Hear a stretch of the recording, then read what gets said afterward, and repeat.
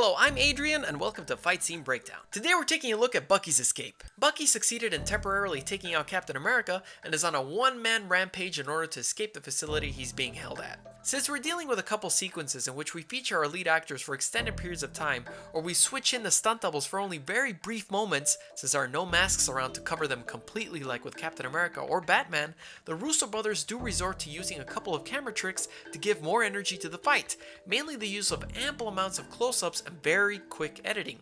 For example, let's take a look at Agent 13 coming in to deliver a couple of kicks. We see 2 shots just for one roundhouse kick, in which the leg lifts, then connects. Then we need 3 shots for the next kick. 1 shot of her winding up, we cut to wide of the kick extending, then cut again for the kick returning. For her spinning crescent kick, we actually get a really cleverly disguised jump cut.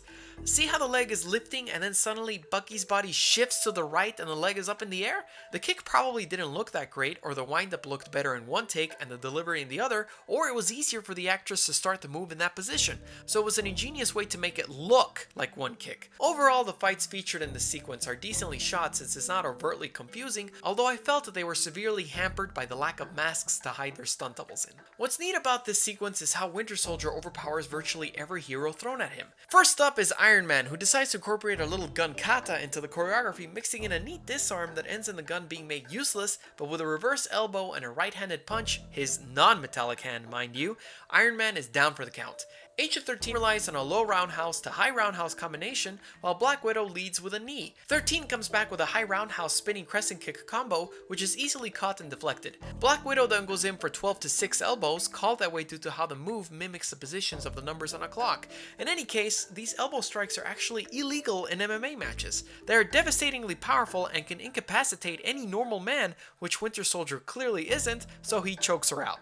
Black Panther then rushes into Saber. It's really great that Mr. Boseman wanted to do his own kicks, but going in for a front to roundhouse combination is tricky to perform, and I would have used his stuntman for this move. Let's look at the mechanics of it to see why. The goal is to seamlessly go from one kick to the next without the need to fully put the leg down, similar to the kick his CG enhanced counterpart did in the rooftop fight actually. There's one kick, and there's a second, but it's done in a seamless motion.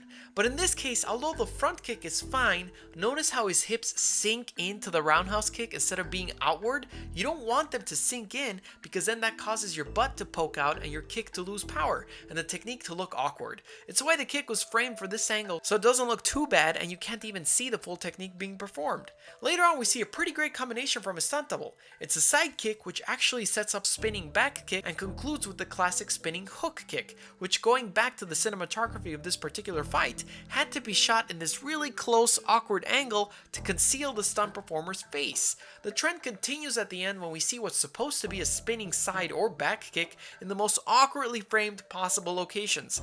First he ducks out of frame, barely registers in the next, and the kick is completed by the time we cut to the short wide. As a side note, this position looks more like something you'd see in a yoga class, not after delivering a kick. Join my Patreon to get access to cool behind the scenes stuff and a bunch of other rewards. What did you guys think of the fight? Which fight would you like me to analyze next? Subscribe and you can follow me on my Twitter, Instagram, and brand new Facebook fan page, Godzillarex. See you next time.